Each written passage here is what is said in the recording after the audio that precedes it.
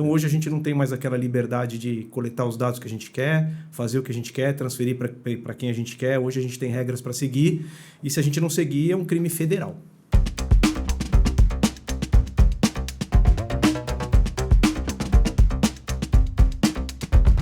Sejam muito bem-vindos a mais um podcast do Gestor de Serviço, o podcast do prestador de serviço que vai ajudar você a lucrar mais e trabalhar menos. Hoje estou aqui com Maurício Bertoldi, a gente vai falar um pouquinho sobre LGPD, ele que é especialista em tecnologia, compliance e LGPD. Maurício, seja muito bem-vindo, é uma honra ter você aqui e espero que a gente possa esclarecer um pouquinho do público sobre LGPD. Bom dia, Augusto. Eu que agradeço. É um prazer. Espero poder contribuir com o seu público e ajudar as pessoas do seu negócio. Excelente, Maurício. Vamos começar já com uma pergunta, né? O que é LGPD? Né? Então, hoje em dia, todo mundo ouve falar, você tem que estar muito atento ao LGPD, mas afinal, né? O que é o LGPD? LGPD é a sigla da Lei Geral de Proteção de Dados, que foi promulgada pelo presidente Michel Temer em 2018, e cujas penalizações passaram a valer em 2020. Ela é uma derivação simplista da lei europeia, chamada GPDR, com os principais pontos de olhar, né, que a lei de lá já é mais mastigada do que a nossa.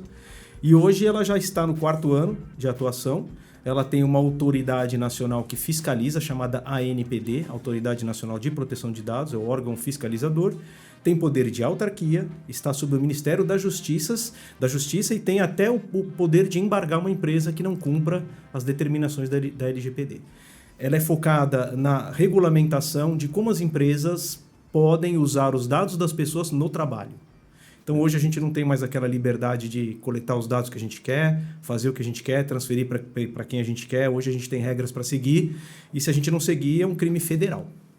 Não, excelente. E até entrando um pouco nesse conceito, hoje o que a LGPD considera um dado pessoal? Por exemplo, o IP do computador que você está acessando, né? Ele é um dado pessoal? Hoje o que a LGPD considera esse dado pessoal? A gente tem duas frentes de dados pessoais, né? A gente tem os dados que identificam as pessoas, então quando eu cruzo o nome da pessoa com o RG, com o CPF, com o endereço, com o e-mail, eu já estou identificando essa pessoa e eu já considero isso como um dado pessoal e ele precisa se enquadrar na Lei Geral de Proteção de Dados. A gente tem uma outra categoria de dados, um pouco mais crítica, chamada dados sensíveis, que são os dados que qualificam uma pessoa. Então, quando eu tenho o nome, eu já identifiquei, e eu tenho, por exemplo, dados biométricos, eu tenho sexo, cor, religião, time que torce, filiação a sindicato, dados de saúde e dados de criança, a gente considera isso como dados sensíveis. E aí tem um capítulo específico da lei que trata com um olhar mais profundo. Quando a gente fala de tecnologia, os IPs podem identificar uma pessoa. Mediante política de cookies, mediante a coleta de informações de internet, é possível que com o passar do tempo você consiga identificar um usuário de computador. Então hoje a gente trata também os dados de cookie coletados como dados que se enquadram na Lei Geral de Proteção de Dados. Perfeito. E hoje, qual que seria a diferença? Porque hoje você tem bases que são bases legais que você pode consultar. E você tem também aqueles dados que você tem que pedir o consentimento da pessoa, armazenar de uma forma adequada. Qual que é a diferença de você saber o que eu estou buscando numa base legal e o que eu vou precisar de um consentimento para ter esse dado junto à minha empresa? Sempre é baseado no princípio da finalidade. Toda vez que você tem um tratamento de dados de pessoas, seja via coleta, seja via transferência, seja via consulta ou armazenamento, você precisa ter uma finalidade específica para esse dado. Lá na lei, a gente tem as bases legais, que é onde a gente vai justificar a utilização desses dados pela empresa perante o nosso cliente ou o nosso titular dos dados. Então, às vezes, a gente tem, por exemplo, que coletar dados das pessoas para cumprir nossa obrigação contratual. Então, existe uma base legal que vai justificar isso. Tem vezes que eu preciso coletar os dados pessoais por questões de segurança. Então, quando eu filmo um ambiente de escritório, eu posso justificar como estou coletando para questões de segurança. Quando a gente não tem a finalidade específica para o trabalho, para a prestação dos serviços, por exemplo, eu quero coletar dados para fazer uma mala direta, para mandar uns posts comerciais, né? Especificamente não é minha prestação de serviço, eu não sou uma empresa de marketing, sou uma empresa de software. Então, aí nesse caso, eu preciso que o titular dos dados me autorize a fazer esse tipo de tratamento de dados. Então, quando ele preenche aquele box que a gente tem no site, né, coletando os dados, a gente precisa informar toda a finalidade desse tratamento e dessa coleta. Temos que ter ali um bom termo de consentimento, muito explicativo, dizendo para ele por que eu estou coletando, onde eu armazeno, quanto tempo eu vou guardar esses dados, e deixar um canal fácil de acesso para que ele possa conversar com a gente e solicitar a exclusão dos dados dele no momento que ele não entender que é mais necessário para a operação. Entendi. Então, quando a gente está falando, até já indo um pouco para marketing, né? Então, quando a gente está falando que eu coleto o dado, eu pego esse termo dessa pessoa que deixe claro o que eu vou fazer com aquilo, por que eu estou pegando aquele dado. Então, além de ter o termo e coletar esse dado, então tem mais coisa que eu preciso fazer. Não é só ter o termo e pegar os dados e posso ficar com aquilo para sempre. Então, quais os procedimentos, além disso, que eu preciso fazer? Então, fui lá, você entrou no meu site, deixou seu e-mail, deixou seu telefone e colocou que quer receber a newsletter e assinou um termo, partindo do pressuposto que os termos estejam ok, né? O que mais eu preciso fazer além disso? É o canal que você comentou? Quais são os procedimentos padrões, né, que eu preciso ter dentro da empresa? De forma geral, a adequação de uma empresa na Lei Geral de Proteção de Dados ela é baseada em 3 grandes pilares, né? Treinamento e conscientização de toda a equipe da empresa sobre privacidade de dados pessoais, gerando evidências. Então, eu preciso ter um primeiro treinamento com a equipe, explicar sobre privacidade, o que pode, o que não pode, que hoje é um crime federal eu transferir arquivos. Eu não posso pegar uma lista de clientes e vender, repassar. É um crime federal, eu vou responder por isso. E aí eu preciso também ter uma recorrência desses treinamentos. Então, eu preciso manter a equipe antenada, que existe uma lei federal, que hoje a gente tem que tomar muito cuidado com os dados que a gente manipula das pessoas que são os titulares dos dados, são os verdadeiros donos dos dados. A gente empresta os dados para fazer um trabalho. O segundo grande pilar são os documentos legais. Então, existe uma série de documentos legais que a autoridade solicita na lei, como relatório de atividades de tratamento de dados pessoais, relatório de impacto de proteção de dados, termos de sigilos, anexos contratuais, política de descarte, política de gestão de incidentes. Então, são vários documentos, pode chegar a 15 documentos, que compõem as obrigações legais. Eu preciso ter mapeado dentro da empresa todas as atividades de tratamento que eu faço. Então, desde um dado que eu coleto, um dado que eu transfiro, um dado que eu armazeno, um dado que eu mando para o RH para fazer uma folha, cada atividade dessa especificamente tem que ser detalhada, uma a uma, e justificada perante a lei, com a base legal para poder me justificar que eu estou fazendo. Quando eu não acho uma finalidade, aí eu tenho 2 situações. Uma, excluir o dado. Eu não tenho finalidade para aquele dado, não consigo achar uma base legal, eu vou excluir aquele dado. Ou, se é importante para mim por relacionamento, por alguma outra situação, aí eu vou partir por termo de consentimento do usuário. Entendi. E aí eu tenho que dar um canal para ele consentir, explicar, e também o mesmo canal para que ele retire os dados quando ele não quiser mais ter esses dados. E o terceiro pilar é a proteção dos dados, tanto de forma digital quanto de forma em papel. Então, hoje a gente tem praticamente 80% dos dados das empresas são de origem digital, mas a gente ainda tem aqueles 20% em média em papel.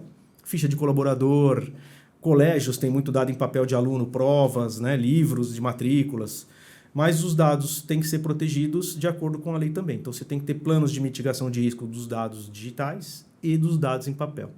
Perfeito.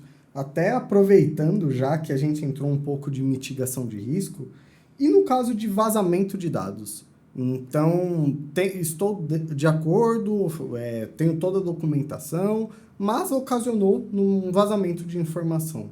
O que eu preciso ter a partir do momento que o dado é vazado? Quais são as atitudes que eu tenho que ter como empresa para, perante a lei, ter um respaldo? Então, falar, aconteceu um incidente, mas eu tenho isso daqui que me garante que eu vou fazer tais atitudes. Então, isso é um documento, é um plano de ação. O que eu preciso ter em caso dessas incidências, né? Como que eu me preparo como empresa para estar dentro da lei quando ocorrer uma incidência dessa? Essa é uma boa pergunta. É bem pertinente essa pergunta. Primeiro que a gente tem que lembrar que não existe rede inviolável, né? Sim. Então, a gente sabe assim que não é se vai vazar, é quando vai vazar, né? Hoje em dia a gente já pensa assim, um dia vai vazar, independente do grau de proteção, de investimento que eu faça, de treinamento de pessoas. A gente tem 2 tipos de vazamento de dados, o de origem interna e o de origem externa. Ainda hoje tem muito impacto o vazamento de origem interna, que são colaboradores que compartilham senha, colaboradores que usam senhas fáceis, colaboradores que deixam o post-it colado na tela do computador com a senha. Isso facilita, né? Você pode, assim, nem ter má fé de outros colegas ali, mas você pode ter um prestador de serviço que passa ali e tira uma foto. Hoje a gente tem um celular, eu tiro foto do que eu quiser, então a gente tem que tomar muito cuidado com os vazamentos de origem interna. A gente mitiga o risco deles com treinamento, educação e políticas. E a gente tem os vazamentos externos, que podem ser via hackers, via invasão de rede, via ransomware, via engenharia social. Hoje a gente tem vários tipos de golpes cibernéticos que podem favorecer o criminoso a coletar os dados e aplicar fraudes. Então, a gente precisa ter esse olhar da gestão de riscos e como é que o que a gente faz se vazar? Bom, Inês é morta, vazou, não tive o que fazer, treinei a equipe, aumentei o grau de segurança do meu software, tenho política de controle de acesso, mas vazou. Perante a lei, a gente tem que ter um documento chamado Plano de Gestão de Incidentes. É obrigatório e é legal. Ele foi regulamentado há pouco tempo agora, então ele está bem detalhado, e ele constitui alguns conjuntos de passos que a gente tem que ter quando ocorreu o vazamento. Primeiro, a gente tem que analisar que tipo de dado vazou. Vazou nome, vazou e-mail, são dados de pouca relevância e a gente tem que ter atitudes mais suaves. Não, vazou um conjunto de dados que a pessoa pode sofrer fraude.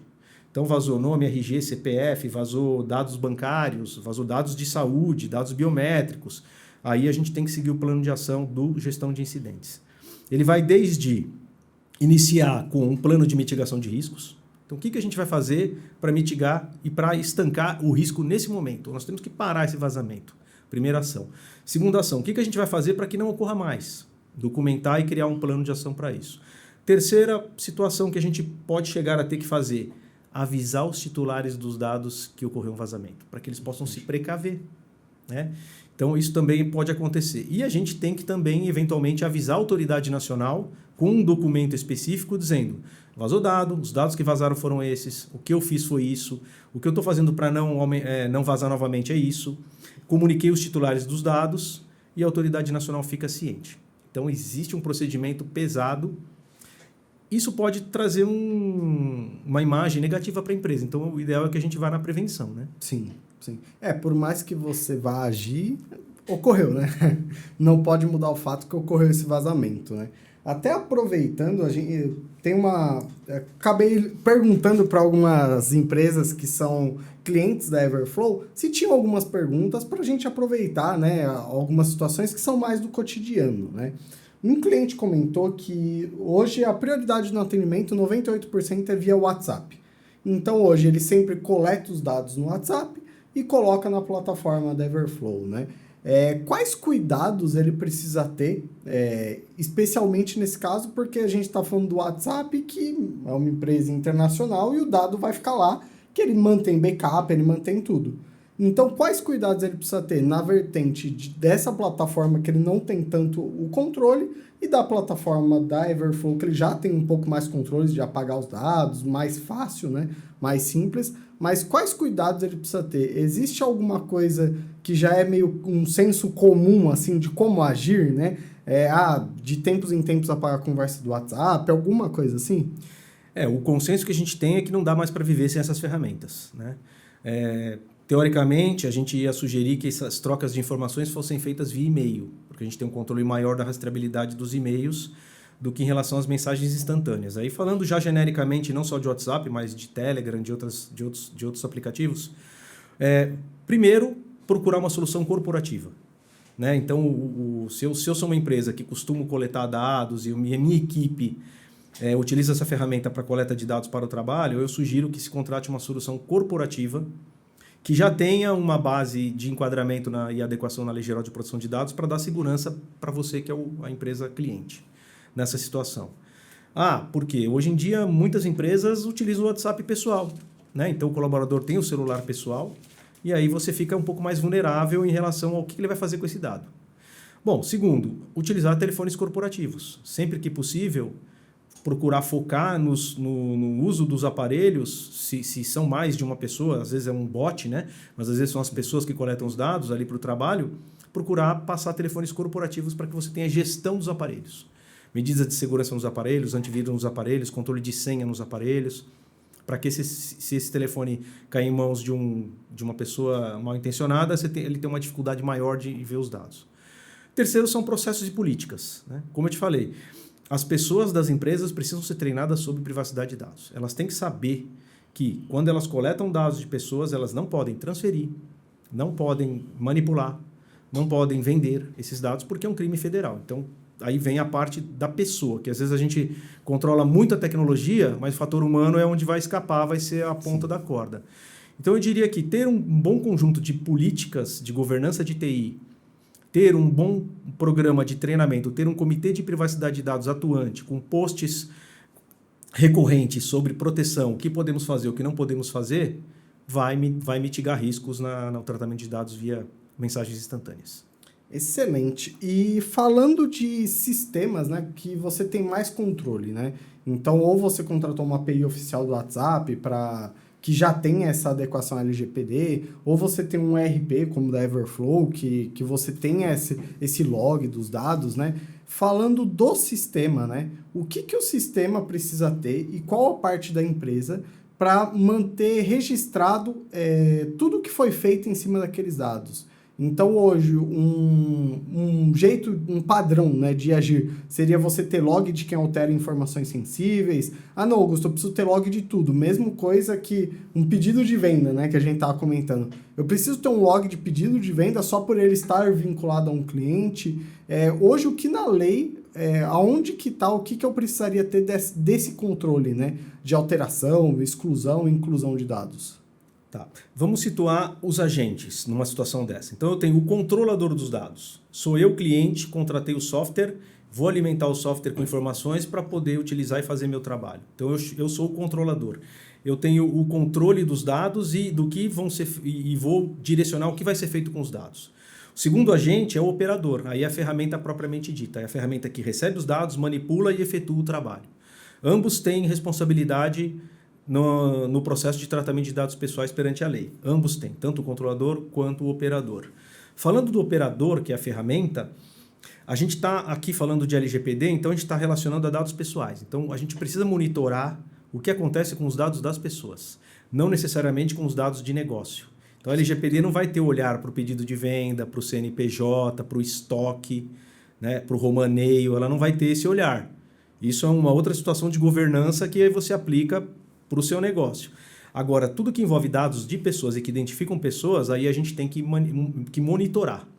Então, quais são situações interessantes? Olha, todas as transferências de dados, as manipulações de dados, a inserção de dados e a exclusão de dados, é legal gerar um log, para que eu possa rastrear por login e senha quem fez aquela operação. Porque ela pode ser uma operação indevida e gerar um vazamento de dados externos e eu preciso, então, depois rastrear. Então, uma das situações que eu diria que é mais importante é você ter um bom controle de logs relacionados às atividades de tratamento de dados pessoais. Ter também uma boa política de controle de acesso. Então, vamos entrar sempre no software com duplo fator de autenticação, com token, para garantir que o usuário que está entrando é o usuário verdadeiro daquele login e não um terceiro. Então, ter uma boa política de controle de acesso é muito importante. E também ter a modulação por permissão dentro do software. Então, você tem vários módulos, financeiro, estoque, e assim vai, compras, né? A ideia é que cada colaborador que receba um login tenha acesso ao módulo específico que ele vai trabalhar. Excelente. E aí cabe ao controlador, né, manter a política de, olha, poxa, ele mudou de função. O TI dele tem que ir lá e trocar o perfil dele, para que ele não veja mais o que ele não tem que ver e veja só agora a nova função dele. Então, basicamente, essas três situações vão ajudar bastante o software a ter uma segurança. Entrando um pouco mais na parte de infraestrutura, que a gente pode falar, ter um bom data center, né? Principalmente os data centers hoje que têm as principais normas de segurança do mundo, nem vou nomear os data centers, são vários, podem ser data centers menores, mas que você tenha a segurança que ele tem todos os protocolos de segurança aplicáveis, que tem estabilidade, que tem um backup. É importante que ele tenha uma redundância de informação, o data center, a escolha do data center é importante. E se puder evitar, se a sua plataforma coleta muitos dados pessoais, se você puder evitar que esse data center esteja fora do Brasil, você não vai precisar entrar na parte de transferência internacional de dados. Certo. É um outro procedimento que a lei requer, um olhar cuidadoso, tem que ter um plano de transferência de dados, a autoridade nacional tem que saber o que é, e tem um monte de regras Então, se a gente puder evitar que o servidor esteja fora do Brasil, a gente tem um pouco mais de tranquilidade. Entendi. O conjunto de normas é diferente quando o servidor está fora do Brasil e quando está dentro do Brasil? Não especificamente. O que a gente vai ter que garantir é que existe um capítulo da lei sobre transferência internacional de dados pessoais e que é complexo. Acabou de ser reeditado novas diretrizes e tem até um prazo de 1 ano para as empresas se adequarem, mas são muitas regras. Então, por exemplo, eu não vou poder mais transferir dado para um país que não tenha no mínimo o mesmo grau de política de privacidade de dados. Esse é um dos fatores. Segundo, eu tenho que ter documentos da política daquele país para protocolar na autoridade nacional para que ela autorize essa transferência. Então, a gente ainda hoje não precisa entrar nesses detalhes porque é um capítulo novo da lei de mais ou menos uns 45 dias e isso demora 1 ano para ser obrigatório. Mas, por que teve essa regulamentação? Por causa do próprio WhatsApp, da Meta. Então, todo mundo hoje que trafega um dado no WhatsApp, você não sabe qual servidor está. Então, a autoridade nacional está com um olhar para a transferência internacional e se a gente puder armazenar, hospedar nossas plataformas no Brasil, a gente evita um pouco de confusão. Entendi. Não, excelente. E hoje, vamos supor que uma empresa, um prestador de serviço que precisa de muitos dados, por exemplo, um integrador que faz a parte de instalação de painéis solares, né? Ele precisa de muitos dados, como CPF, RG, e ele não tem nada de LGPD, né? Vamos partir do princípio que ele não tem nada. Por onde ele começaria, né? Qual é o básico para você começar a se adequar? E, obviamente, eu imagino que isso se trata de você ter uma consultoria para te ajudar nisso, mas por onde, vamos supor, tô ouvindo aqui o podcast, né? Tô perdido, assim. Ouvi, fiquei preocupado, não dormi à noite. Como que eu começo? Qual que é o básico para eu começar a me enquadrar dentro da lei, começar a ficar de acordo com os processos, né? Existe um passo a passo, existe um começo para isso, até para a pessoa não se desesperar, né? Às vezes a pessoa tá lá em casa, viu o podcast e falou, agora lascou, vou ser presa amanhã, né? Então, o que eu posso começar a fazer?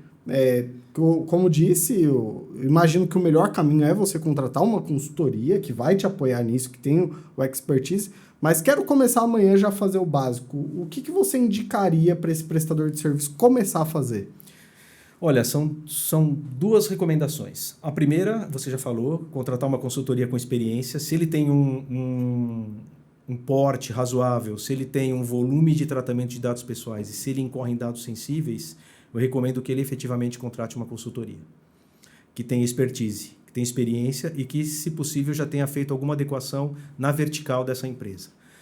A segunda situação é se você tem um volume menor e você tem um poder econômico menor, você pode contratar um software, uma ferramenta de gestão de adequação de LGPD, com alguma situação de tutoriais e você ir devagarzinho adequando a sua empresa.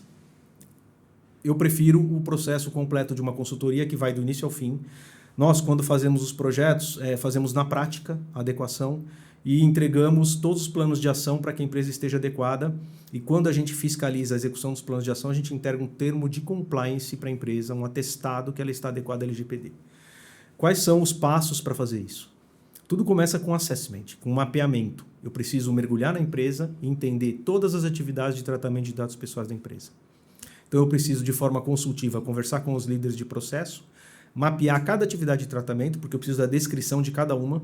Depois eu vou internalizar para criar os planos de ação relacionados à base legal, política de descarte, onde está armazenado. Então, para montar o relatório de atividades, eu preciso saber muitas informações. A gente aplica lá na nossa empresa, como a gente faz a adequação um pouco mais profunda, mais baseada na GPDR, que é a lei europeia, que já está mais avançada. Além desse mapeamento pessoal, a gente aplica um questionário de 188 questões, que a gente chama de medidas técnicas organizacionais, que o nosso cliente responde, dividido em 13 checklists diferentes. E vai trazer uma visão geral de como está o processo e maturidade de privacidade de dados na empresa. Ele tem controle de logs, controle de transferência, controle de acesso físico, acessos lógicos. É um grande questionário que traz para a gente uma visão. E para completar a informação, para que a gente seja bem profundo e faça um trabalho de excelência, a gente aplica um outro relatório que a gente chama de análise de lacunas, que é um questionário com 7 grupos de questões relacionados à governança, privacidade, gestão de incidentes e tudo mais, onde a gente ali naquele momento consegue, com 22 perguntas, consegue trazer um gráfico para o cliente mostrando o grau de adequação que ele está naquele momento. Então ele consegue olhar ali, sob 7 vertentes, ele consegue olhar o tamanho do gráfico dele e ficar mais assustado ou menos assustado, conforme você falou. Esse análise de lacunas é o nosso antes e depois. Quando a gente faz todo esse assessment, coleta as informações dos checklists, faz as pesquisas internas e faz a análise de lacunas, a gente faz o trabalho técnico mesmo. Eu utilizo uma plataforma internacional que tem as principais leis do mundo.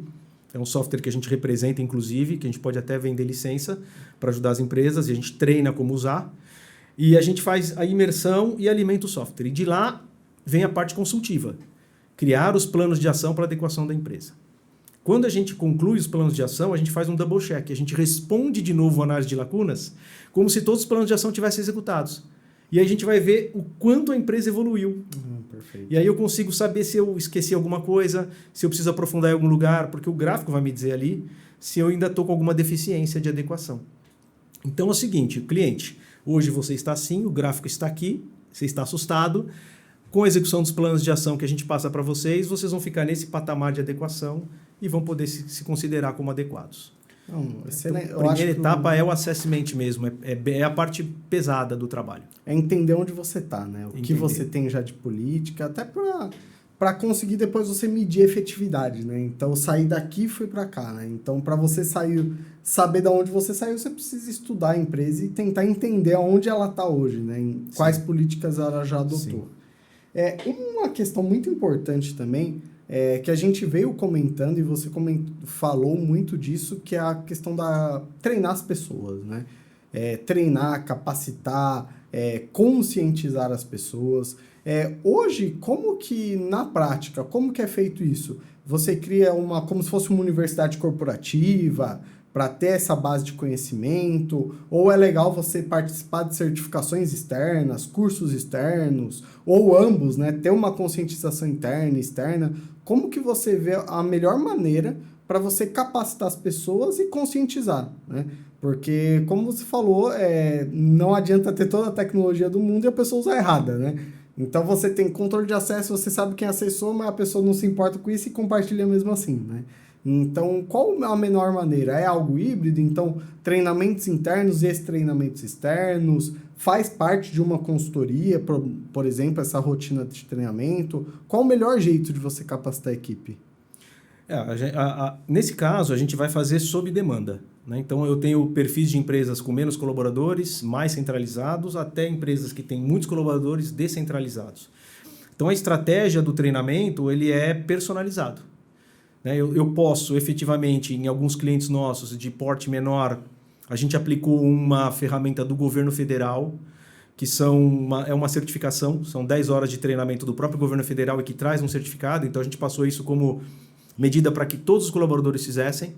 E aí isso já anexa na ficha do colaborador, né? Como ele foi o primeiro treinamento dele. A gente teve empresas que a gente fez grandes conferências de forma digital para ter um alcance mais profundo, com palestras de meia hora, de 40 minutos, de 20 minutos. Realmente a gente faz sob medida. Tem muito a ver com a maturidade da equipe. Então, às vezes eu tenho uma equipe que o tipo de trabalho, o tipo de pessoa que está ali não é uma pessoa muito focada em tecnologia. O pessoal ali não tem muito esse perfil, a gente tem que aprofundar mais, ser mais cauteloso nas palavras, ser mais didático. Às vezes tem uma empresa de tecnologia que, a maioria já ouviu falar de LGPD, a gente vai mais na parte técnica, sim, na parte de políticas. Então, eu acho que a forma especificamente de como fazer é individual e personalizada para cada empresa. A gente já fez pequenos treinamentos, médios treinamentos e grandes treinamentos. Depois que você faz a primeira conscientização, você precisa manter essa cultura ativa. E aí tem a estratégia de RH. Né? Você pode, eventualmente, ter uma intranet onde você traz posts. Você pode fazer um gamification, né? Onde as pessoas vão aprendendo e cada cartãozinho que ela lê, ela ganha um pontinho. Você pode fazer newsletter. Você pode fazer, efetivamente, a cada 6 meses, um treinamento de novo com uma consultoria, uma palestra de conscientização para as empresas e pessoas. Então, varia muito de acordo com o perfil de cada empresa e dos colaboradores da empresa. A gente não tem uma regra específica, porque Sim. As pessoas são diferentes, né? Uma das coisas que você comentou e é muito real, né? Então, você tem uma pessoa que tem um nível técnico muito menor, nunca ouviu falar na vida de LGPD, você vai ter que ter uma abordagem mais tranquila, né? Exato. Mais lúdica ali, né? Sim. Fazendo comparativos. Agora, quando você vai para uma área de TI, às vezes já está até acostumado, né? Isso já faz parte do dia a dia. Aí você precisa meio que traduzir, mais às vezes conscientizar do que explicar, né? Sim. Então, a pessoa já sabe o que tem que fazer, só tem que falar, você precisa fazer por causa disso, né? Então, acho que é um caminho bem legal. Bom, a gente vai ficando por aqui. Maurício, eu queria agradecer muito. Hoje, um tema que nos clientes da Everflow, em pessoas que eu converso, empresários que eu converso, é o tema que parece que mais assusta as pessoas, né? Porque todo mundo já vê como algo muito fora do mundo, assim, meu Deus, o que eu vou fazer? Mas eu acho que depois dessa conversa dá para entender que tem um caminho prático, né? Não precisa se assustar, óbvio, precisa se assustar para agir, mas tem um passo a passo, tem um caminho lógico, você pode contar com profissionais que lhe ajude. E aí eu queria que você contasse agora um pouquinho da sua empresa, dos seus serviços, da sua consultoria, como que você faz, né? Divulgar um pouco das suas redes sociais, até para o pessoal conhecer, né? Então você que está aí, está desesperado, tem uma pessoa que pode te ajudar. Então conta um pouquinho da sua empresa, o trabalho que você presta, das suas redes sociais, para ajudar o pessoal também a conseguir tirar isso da frente, né? Conseguir ter um pouco de tranquilidade, sabendo que está totalmente adequado à lei e que pode trabalhar tranquilo, né? Vamos lá. Bom, eu sou Maurício Bertoldi, eu tenho formação em engenharia civil, eu também sou tecnólogo mecânico, eu tenho pós-graduação em engenharia de telecomunicações, em governança de TI, segurança digital e proteção de dados. Atualmente, eu trabalhei em muitas multinacionais, né? Trabalhei na NEC, na Caterpillar, na própria Vivo, numa multinacional portuguesa, sempre na área técnica. E a gente tem hoje 2 negócios, né? Uma empresa de infraestrutura de redes e proteção de redes de computadores, tudo voltado para governança de TI, onde a gente ajuda as empresas a evoluírem na maturidade de segurança da informação. E a gente também tem uma software house que tem softwares próprios, nós temos softwares próprios mais relacionados à segurança do trabalho. Eventualmente, se você for ver, eu não sou nem administrador de redes, né? E nem programador especificamente, sou gestor de empresa, mas também não fiz gestão de empresa. Então, eu sempre tive um vazio de fazer alguma coisa especificamente, juntar minhas competências e ajudar quem precisa. E quando eu vi a lei em 2018, e eu estudei a lei, eu me capacitei bastante, me aprofundei bastante, eu vi que era uma coisa que eu poderia fazer. Então, hoje eu atuo praticamente a integridade do meu tempo na adequação de empresas na Lei Geral de Proteção de Dados. O que a gente tem de diferente? Né? Mas tem um monte de consultoria, um monte de advocacia. Né? Bom, a gente tem todo o viés jurídico. Né? Eu sou head de área de um escritório criminal de proteção de dados também. Mas a gente tem expertise de TI. Então, hoje, quando a gente faz o assessment, aquele mapeamento para gerar os planos de ação, a gente tem um diferencial perante os concorrentes, que a gente consegue olhar a TI. Então, a gente consegue dar um pitaco nos softwares, na infraestrutura de redes, nos servidores, para ajudar a empresa nas soluções. Muitos concorrentes nossos, que são empresas jurídicas, quando chegar na TI, falam, agora você precisa pedir para o cara da TI fazer ou para alguém de TI. Não, a gente consegue fazer de ponta a ponta. Então, hoje o nosso trabalho é efetivamente a adequação de ponta a ponta na prática até a emissão de uma certificação para as empresas que a gente acompanha a execução dos planos de ação. A empresa chama Humanity-ti.com, como se escreve? humanit-ti.com. Lá tem o nosso site, tem as nossas expertises. E nas redes sociais é Maurício Bertoldi. LinkedIn Maurício Bertoldi, Instagram Maurício Bertoldi. Tem alguns vídeos lá nós falando sobre esse assunto. E quem precisar é só me contatar, me chamar nas mídias e a gente ajuda com todo prazer. Não, excelente. Maurício, muito obrigado novamente pelos esclarecimentos. A você que está aí, já curte o canal, compartilha, tem alguma pergunta? Comenta aqui, quem sabe eu não convenço o Maurício a te ajudar um pouquinho o pessoal. Então, é isso, se inscreva no canal. Não se esqueça de ativar o sininho para os próximos podcasts vocês receberem a informação. E é isso aí. Até mais!